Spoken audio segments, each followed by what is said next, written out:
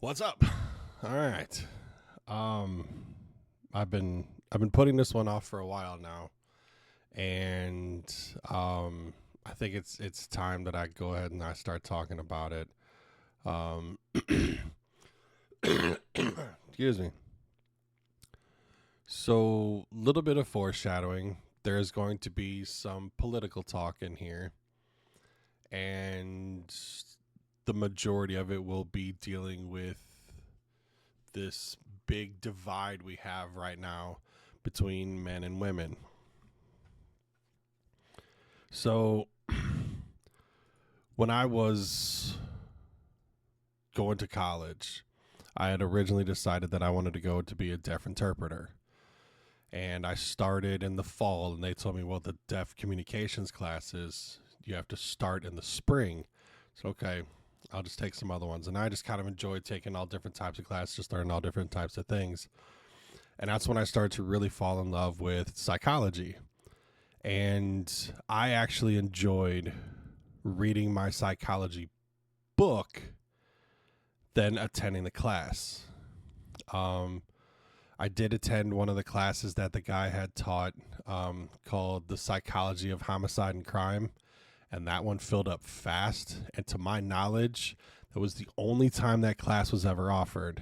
Um, I think I may have had a bit to do with it, and which is okay because um,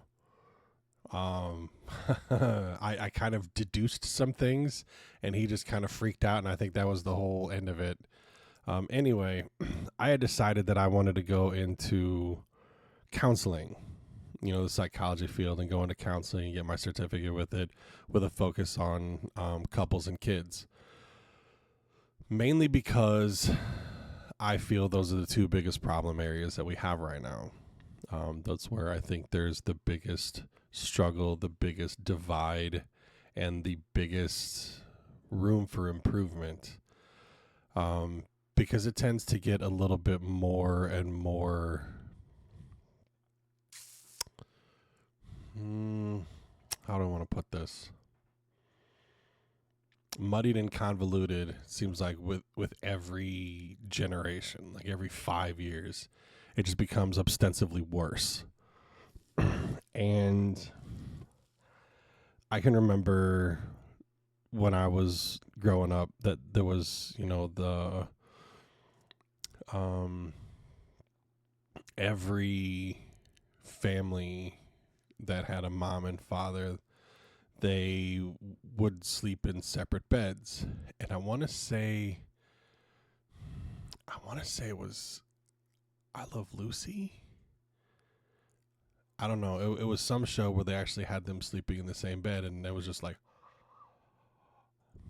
and but the whole purpose was is that it was wholesome, and it was having the family together, and the wife may have had her little quirks, and the husband may have had his little quirks, and they had their ups and downs and things like that, but they always managed to get through everything. And then the other half of the 80s hit, and everything sort of just kind of became a mudslide to a tar pit, if you will. There was a lot of talk about how the dinosaurs had, got locked up in tar pits and couldn't get out and all that other kind of shit. So we'll use that analogy for now. And what ended up happening is men and women started to grow apart, and there was a lot of things going on with the women's suffrage. I believe it was, what was women's suffrage? Was it the 1920s? I was going to say 1920s to about the 50s. So when it really got pushed hard. And then everything kind of dissolved down to the husband can do no right and the wife can do no wrong. Most of the court systems all side with the wife, and no matter what, the husband always has to pay. Um, if cops get called for a domestic violence case, it's usually going to be, the fingers pointed at the husband. If there's abuse going on, it's going to be fingers pointed at the husband. And I think a lot of that stems from, as men, we are taught that you never hit a woman. There's no reason to ever hit a woman. And I think women kind of weaponized that and knew that they could say everything in their vindictive back of the head brains that they have, and they can just sit there and just be a torrential nightmare of word vomit and cut a man to pieces. And he's still going to have to suffer more because now he has to pay her. And, she may have gone outside of the marriage, but you didn't this and you didn't that. And the women were always blameless and the men were always blameful. And it started to create a lot of divides. And it's only gotten worse. So as it gets worse, what ends up happening is you have women that can get away with, literally beating their boyfriends or threatening to take their own life if they ever leave. So they stay in these actual toxic relationships and actual poisonous attitudes and actual poisoned people that have these thoughts and processes that they push through.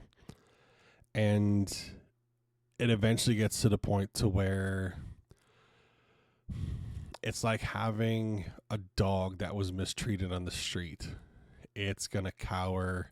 It may, it's definitely going to have its tail tucked. Its ears are going to be pinned back. It's going to be cowering. Its face is going to be pointed to the ground.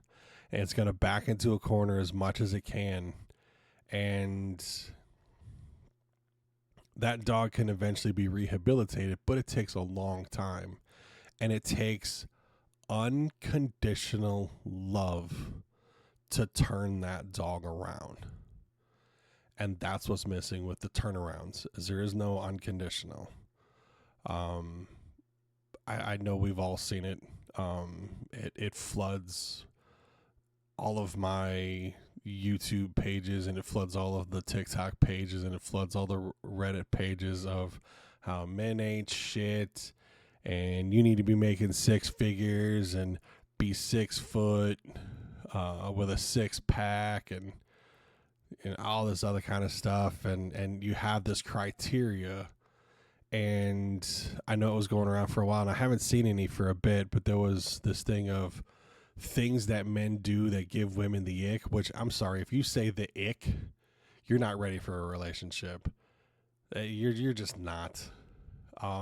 Let's grow up more than just a little bit and try to actually say that it just is a turnoff, because that's what it is. And it's been this ever-growing list, and the last one I remember seeing, it was 116 things that men do that give women the ick.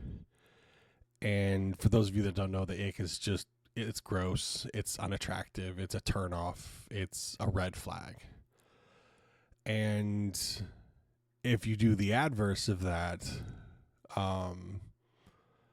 the biggest thing that men will say is unattractive is all the fakeness, fake hair, fake eyes, fake nails, fake lashes, fake lips, fake ass, fake boob. Like anything and everything that you start putting in your body to be plastic starts turning men off more and more. It just does. I've said it numerous times. I think one of the hottest things is a woman with a t-shirt and jeans and a hat with her hair pulled through the little hole in the back. That gets me going, man. And it's just simplistic. But at the same time, if she gets into an evening gown dress thing, and looks like she was put together from various animals and inanimate objects from a Disney movie, she's gonna look even more fantastic. But those are always special circumstances. You can never expect her to look like that all the time. Like for me, I always thought it was funny. If you ever seen Not Another Teen Movie, they talk about Janie Briggs and how she's wearing overalls and she has glasses, and I'm going, she's hot as hell. And then she goes and they doll her up, and I went, not so much anymore.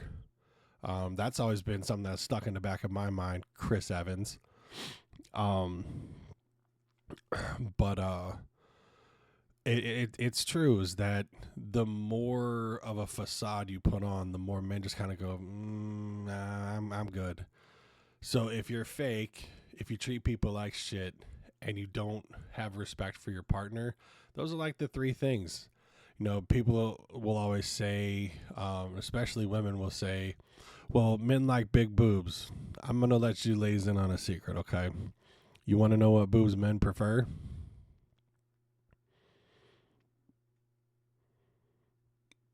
Anyone they get to touch. And not go to jail or get beat up or shot for it. Those are the boobs that men will enjoy the most. Is there a preference? Sure. But a preference and a requirement are two different things.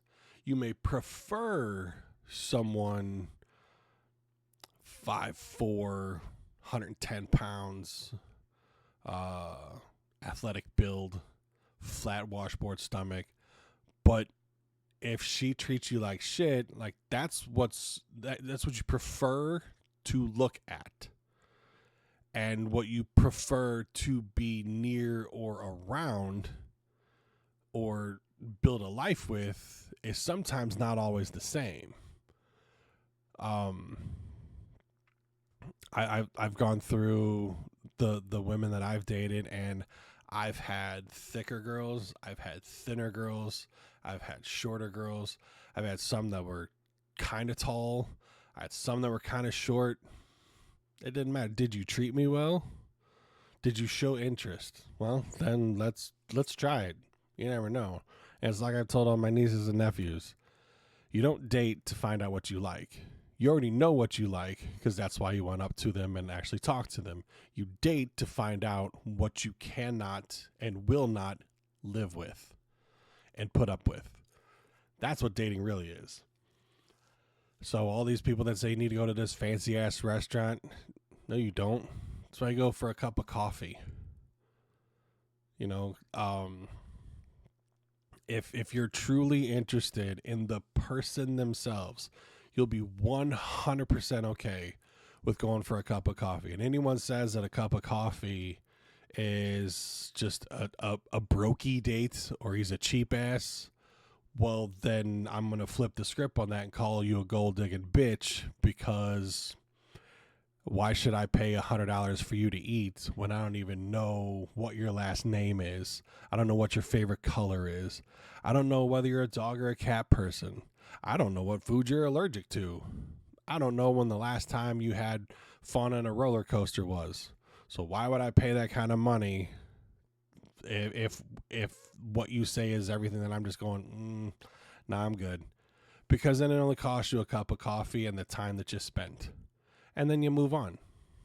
That's it. That's it. And my big thing, personally, right now, is talk to me. Just talk to me. Anyone that has ever sat down and had a conversation with me in public, I don't like cyclical talking, but we will spiral. We will start here and end up just going around a different way, and then up over here, and then over here, and then down this way, and then over here. And then you start to have a moment in the back of your head where you're going, I thought we were talking about fucking world travel. How in the hell did we get on worst spaghetti recipes? And you backtrack all of it. and then you begin another conversation again. To me, that's number one on my list. If you can talk with me about anything and everything all at once, thank you, Billy Joe Armstrong, that's what I want. That's literally it. Because when everything else is shut down, when the physicality isn't there anymore, when the body shape isn't there anymore, and all you have left is hobbies and conversations, I better be able to have a conversation with you from day one to day the end. Beyond that, that's just how I roll. But when you have this checklist, and women need to get to a certain point in that checklist before they'll finally go, okay, I'll give this guy a shot.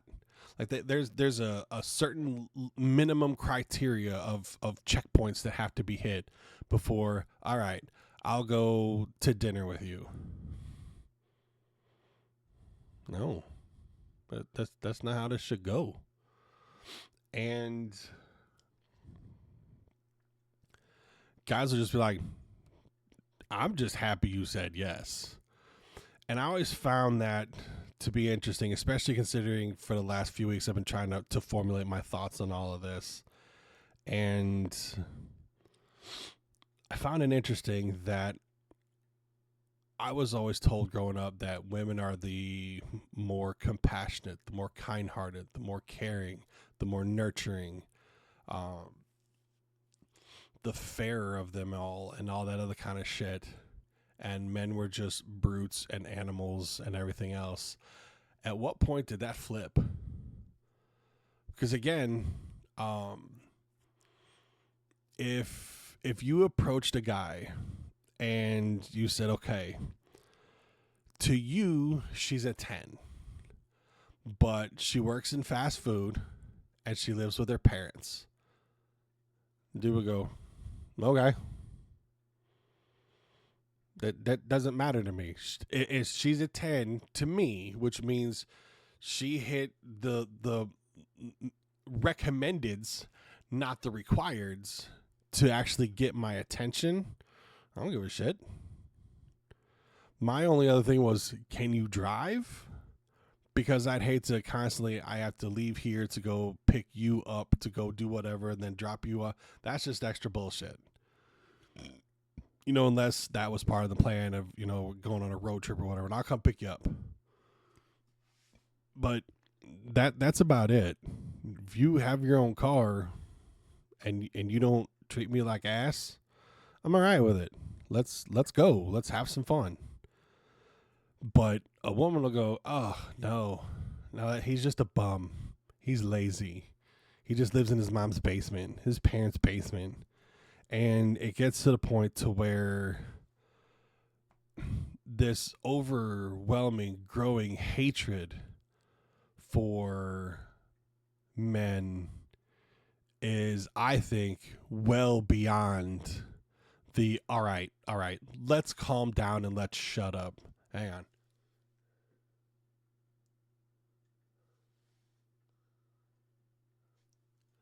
I've watched back some of my videos, and if I'm not right here, it's hard to hear me. But my eyes have been bothering the shit out of me lately. Anyway, all right. So women will go, no, he's a bum. He's lazy. He's a loser. Like there's just so many things to where it's just beyond toxic. It's demonstrative and it's degrading. And there's just this overwhelming hatred that I am just shocked that it's able to still keep going. Because if you replace the word men with anybody else, you'd go to jail for it. So why is there a double standard?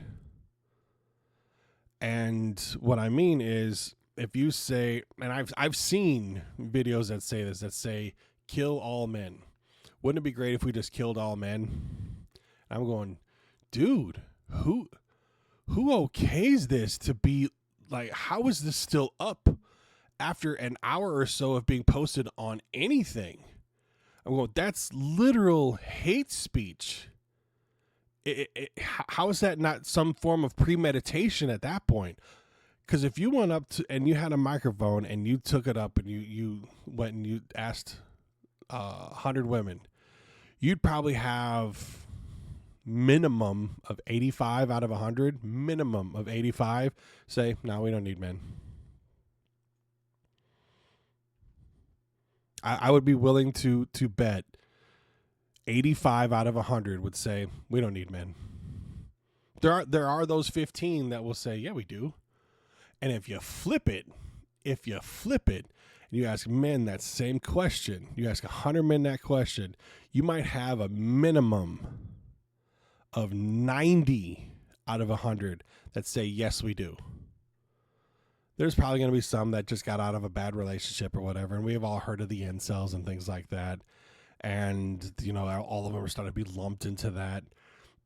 And now for the political portion of our discussion today, when the recent election went on, you have to figure, and you have to put something in the back of your head for a moment while I go on my thought train here.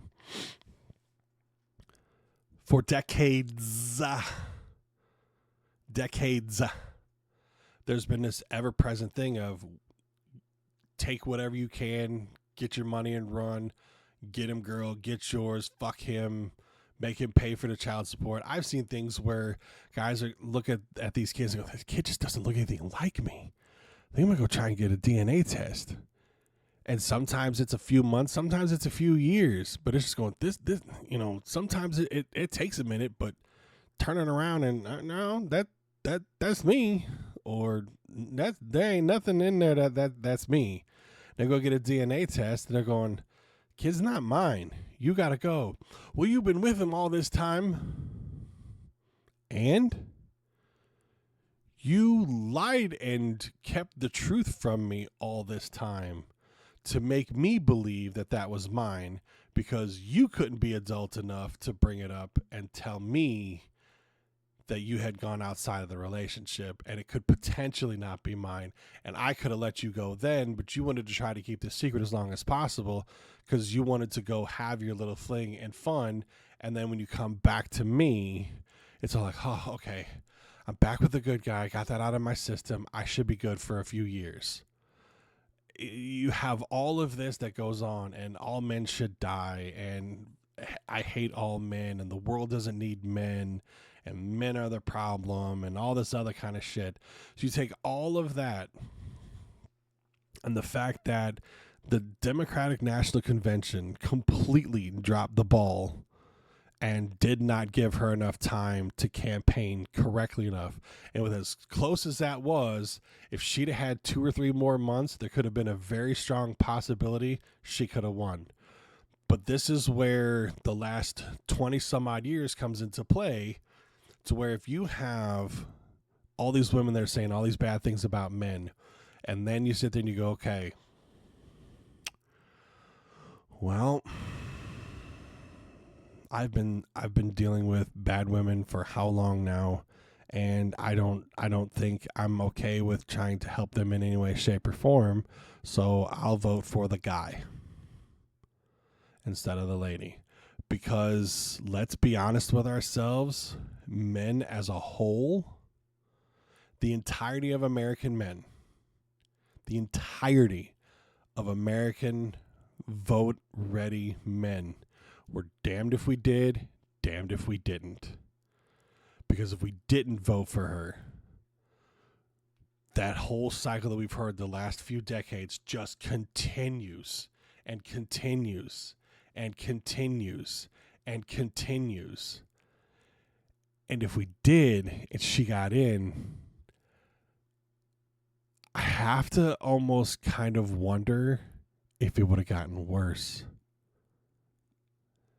Let me explain. Keep that same perpetual sense of hatred for one specific group of people, for essentially half of this entire planet. We're not even talking about the country anymore. We're talking about the whole damn world. You have half of the world that a lot of Western women believe need to just disappear and be gone. Which, shameless plug, read Why the Last Man. Pretty good book from Brian K. Vaughan. Kind of gives a little bit of insight what would happen. Anyway, you have all of this presence of all of these men are bad, men are evil, and even in the movies that we watch, if it's a good-looking guy, he needs to be dumb. Just sit there, be attractive, be eye candy, and be silent.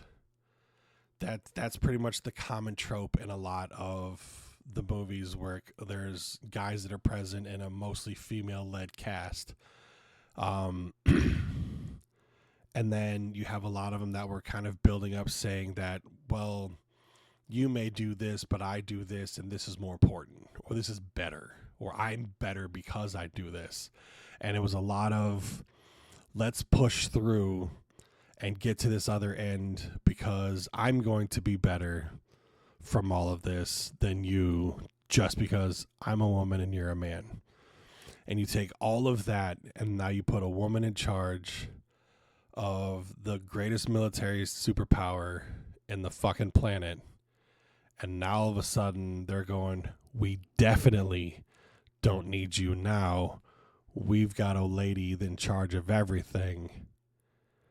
So double fuck you.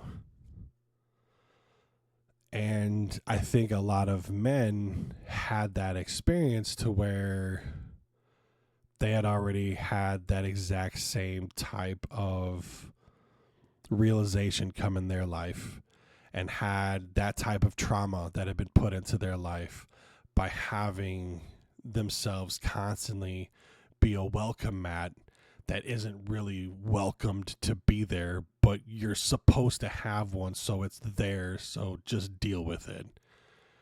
And then you add in that type of ammunition. I honestly think that was a factor, not the factor. I think the factor was the Democratic National Convention really dropped the ball and didn't really have a definitive person to go run against until like the last 4 months. Like if they would have done something back in January, I think she would have had a better shot.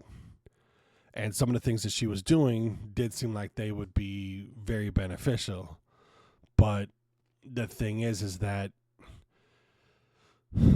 when you needed men to help you and to help out the women's history of America, you leaned on us then because you needed something from us. You wanted something from us.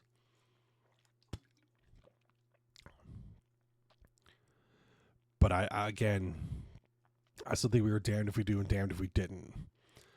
And I think it needs to come to a point to where I've said it before. I don't think yet on in this discussions, but I've said it before where we need to start calling people out on their bullshit. And ladies, you have to stop taking this hive mind mentality and start telling the dumb ones with the insane attitudes, girls, shut up. You're out of your fucking mind. None of what you said was okay because this, and this. And if they want to flip shit and go off somewhere, let them. I've had plenty of lady friends that have said that they don't get along with other women because women are crazy. They get along with men. And I can kind of see that. And I can also kind of see how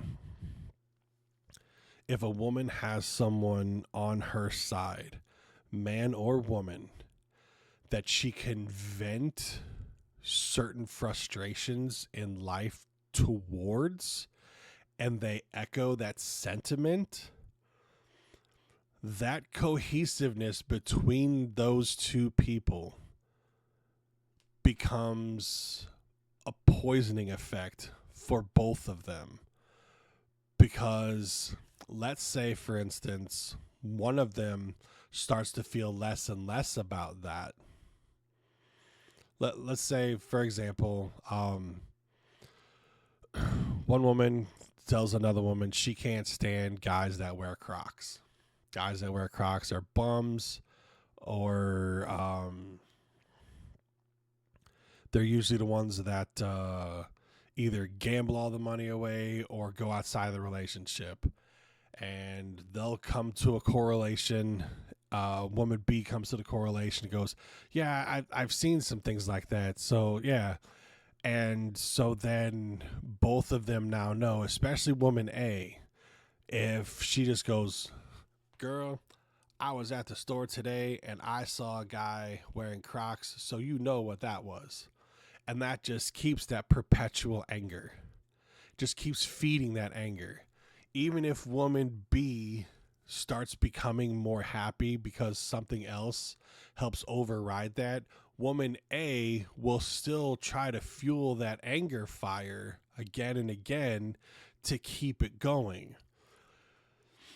If you ever see street interviews and they ask one woman a question, and you can see they're looking here, they're looking at the person who's interviewing, and that question gets asked, they'll look to the other one as they start to slowly give their answer, and then what ends up happening is they'll just kind of slowly hive mind together and go, yeah. It is rare for one to sit there and go, well, I think that, guys who eat ice cream are just ones that like to watch furries. And the girl go, no, that's not at all true. I have ice cream socials with my guy friends and my boyfriend all the time. So no, that's not, and no, that's how it is. You're out of your head. Those are so few and far between, but those need to happen more often. There is no getting through to someone as long as they keep having this perpetual chamber of hatred that just keeps going and going, and then more things keep getting added into it, because apparently the bond of hatred is much more effective and efficient than the bond of happiness, even though happiness comes first in the alphabet. So I don't understand why that has to keep being a thing, and why that has to keep having a perpetual cycle of, if I'm mad about this and someone else can understand my point of view and can back me up on it, then I've got to be in the right mindset to have not only this one get validated, but also this feeling get validated by this person that also feeds that perpetual thing of hatred and anger. And when you get to the point where that's your bond, how are you being beneficial towards one another? If you're just constantly keeping the other person with this sense of anger, they don't have any room for anything else. And when you don't have room for anything else, how are you going to have room for someone else? And just having that anger and having that hate, like, why? There's enough crazy shit going on in the world that this ever-present divide we keep having. And one of the most, I'll see if I can find it real quick. I don't know if I can, but one of the most, we'll say, fuck off. One of my most, yeah, here it is. So this TikTok goes on and on about POV you're a woman trying to find a D&D party.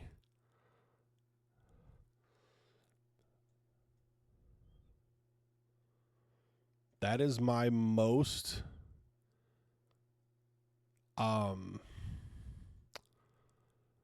interacted with statement ever, and it's coming up with something on here about people in D&D.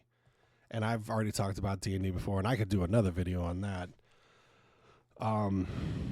But there was at least 3 or 4 Actually, I had about half a dozen that brought up either the patriarchy or misogyny. And I just went, no, throwing that kind of term around for something like this is not in the realm of okay, nor is it in the realm of right.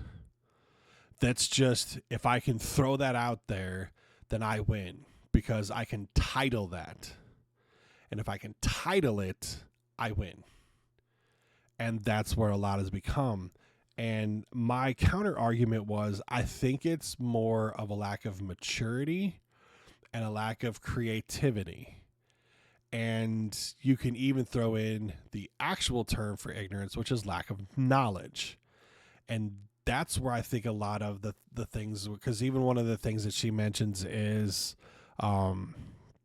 it okay if I have hot pink dice? And apparently she's had interactions to where she's taken her dice elsewhere and someone has told her that that ruins the integrity of the game. I don't give a shit if it farts flowers when you roll them. I hope you roll a 1 so I, as the DM, can have some fucking fun and just cause some chaos and shit.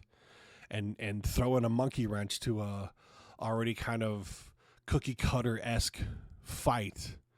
And to say that men being like that is patriarchy, misandry, or misogyny, going, no. You have to get away from using these terms as a shield and a weapon because it doesn't serve any good purpose to do that, just in a sense to where if I were to say, oh, well, they're a bad driver because women don't know how to drive, that's in the exact same sense. Or a woman's best place is in the kitchen. That's in the exact same sense. You say those two things, you get your head blown off with all types of people just raining just fire and wrath down on you. But if you say, well, it's the patriarchy or it's misogyny, people will go, get him, girl. And we have to get away from that. We have to. We cannot help each other out until we get away from assigning titles to things just because it appeases that hatred and anger again. Because that's what a lot of it is now. And that hatred and anger keeps being perpetuated by when women's suffrage was going on and when we're going, we want a right to vote, we want equal rights.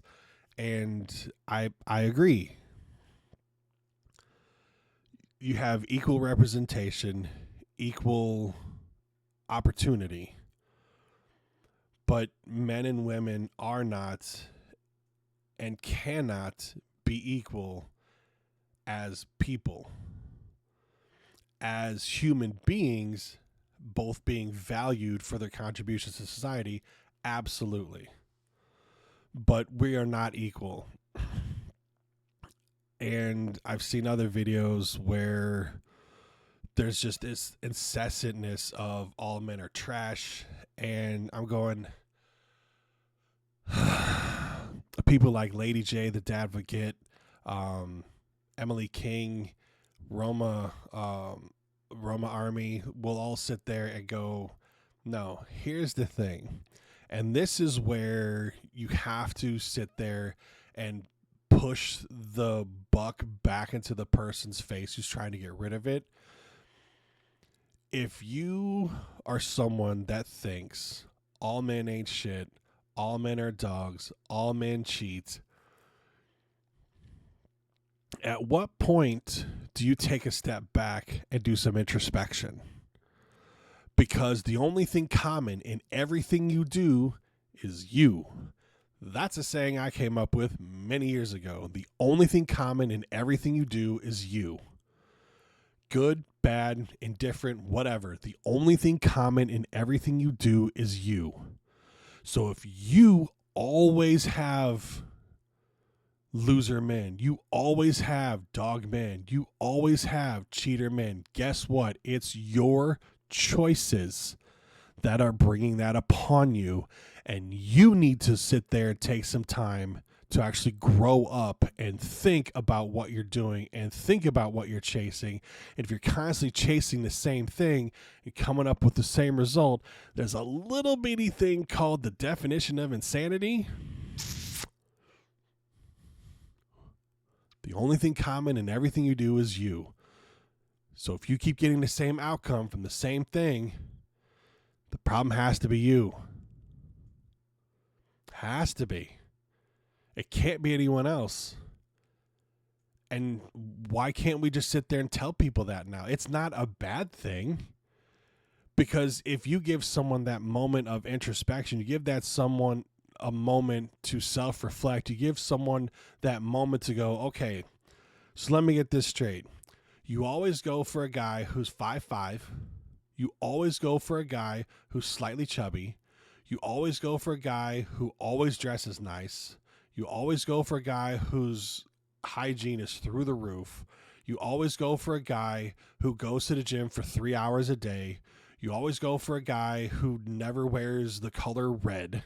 You always go for a guy who on Sunday always wears his... The list could go on and on. But if you always have those things and you always have that outcome, whose fault is it? It's the only common denominator. It's the only common factor in all of it. So I implore you to start putting people in check that way. And it's not a bad thing, because you put someone in check that way, you actually kind of help them out. So it means you actually give a shit about someone if you help them learn what they're doing is wrong and how it's not helping them out at all. Instead of just, well, you know, Amy, I know guys are dogs, feeding in that perpetual anger and hate, keeping someone around because that's a tight bond, because they can come to you if they are angry and they need to vent, so then you could feel validated in your friendship and feel needed in the friendship. And you are almost a worse friend by helping perpetuate that anger, because it's just going to take them that much longer to get over it, to get to something better, because you held them back from how many months and how many years of anger. Is any of this starting to make sense? Because it makes a lot of sense in my head. And when you start removing all of these things and you start really realizing that the boat that you're going out into the water on isn't a boat at all, but rather the idea of a boat, and you didn't think all of it through and it's just full of holes. So rather than have the idea of a boat and it's supposed to resemble a boat, but it has too many holes to actually float, be someone that plugs that up, that helps them to actually have a better idea for a boat, and help them understand that if there are 400,000 women that are seeking someone making $1 million a year or more, you have essentially 400,000 women trying to fight over like 15 dudes. Go, okay, why do you want someone who makes over $1 million a year? Well, because my needs, okay, let's rewind for a second. If you have someone that makes $1 million a year, how much do you think that is actually available to spend? Because if you make $100,000 a year, doesn't mean you have $100,000 to spend. You've got house shit to pay for. You got car shit to pay for. You may have summer or winter homes to pay for. You may have boats to pay for. You may have trips to pay for. You got food to still buy. You got insurance to buy. You got hobbies to feed. You got savings to fill. So your $100,000 a year guy may only have $10,000 a year that can be spent on things. So are you saying that you want him to be making a million so that he has 100,000 to spend? Would that still be enough? And I've seen the word deserve thrown around. And well, that's what I deserve. How so? What have you done to command that type of reservation? The only thing that I will say anybody can deserve, and I would agree wholeheartedly on, to be happy. That's it. You deserve to be happy. But you don't deserve someone because you have a standard that is set entirely too unrealistically high. And I don't think the word unrealistic holds enough weight anymore. There's so many words that we have in our lexicon that just don't have the gravity that they used to. Delusional doesn't hold the weight anymore, even though it's very apropos in this type of environment and this type of mindset. But if you keep letting people go on this just absurd line of thinking and this even more absurd line of expectation and it's even more absurd line of entitlement, how are we going to get them to come back into reality?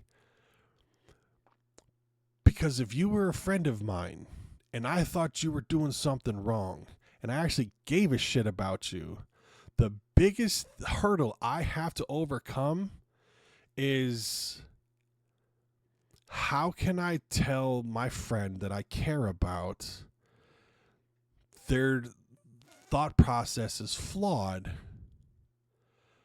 without losing that friendship? And if that friendship is so fragile that you cannot be honest with them, are you really their friend?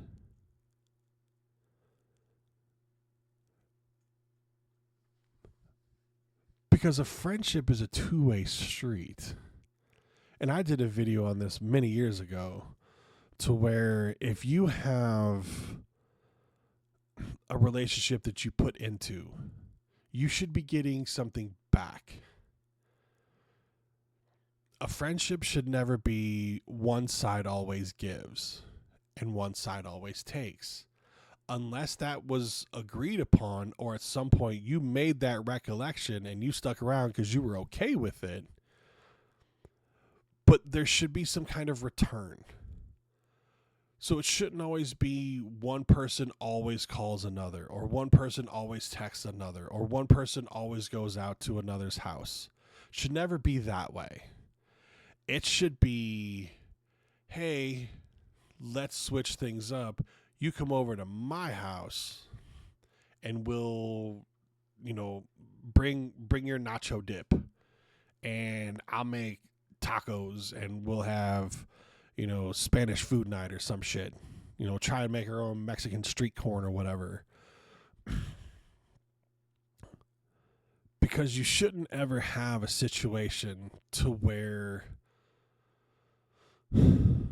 a checklist needs to be met in order for you to even fathom the idea of a healthy relationship. And even when you have healthy relationships, there are women out there that have had podcasts that'll say, I don't like to be too comfortable with a nice guy because it makes me uncomfortable because I'm expecting something else bad to happen. And I would rather something bad happen so I know what to expect. That's insane to me. So you would rather try and sabotage a portion of it just to get some kind of drama. Well, why do you need drama? Why do you need that negativity in there to feel some sense of attachment? Because that hatred, anger that they keep perpetuating amongst themselves. These are things that I think about all the time, man. All the time. And it's why I wanted to get into counseling for couples and kids, because kids don't need to be part of any of this. And they should be able to be told and taught, expect that you matter to the person that you are with, and expect that there are things that you might not want to do, but you may have to do because it makes them happy. So let's say, for example, I'll use this for example. My last relationship, I'm not a fan of Christmas music. I can't stand it. It's the same 13 song sang by so many people, and Mariah Carey, you can kiss my ass when it comes to your goddamn song. I'm fucking tired of it. But my ex really liked it, and I bought 2 tickets, 4th row seat. I think it was left center, to go see Trans-Siberian Orchestra. Well, her sister had moved away.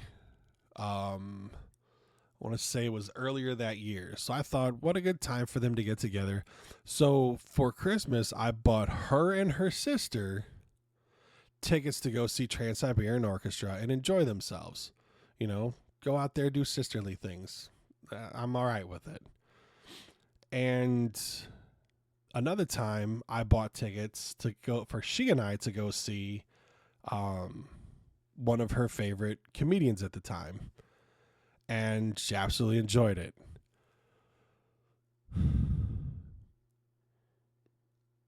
But that was me saying that I don't have to be involved with it to give.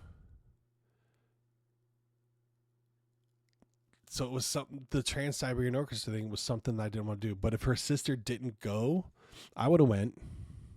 But I bought them for the 2 of them to go. But I would have went because it would have made her happy.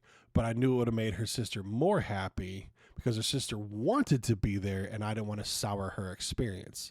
Like I had for me whenever I finally got to see George Carlin live, the girl I was dating at the time was over it. She was not happy. I'm going, I didn't give a shit. For a minute, I was letting it spoil my fun, and I went, no, I wanted to see George Carlin forever, and I wanted to share this experience with her, and she wasn't okay with it. She wanted to go, like, you can go sit in a fucking car. I don't care. I'll find a way. I'll walk home if I have to. But no, I'm going to enjoy this, and I enjoyed it. I enjoyed the hell out of it, and I was so glad I got to see him live before he left. Rest in peace, George.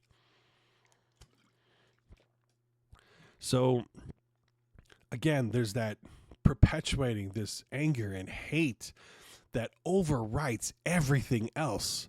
And until we get to the breaking point of going, look, enough is enough. Knock it off.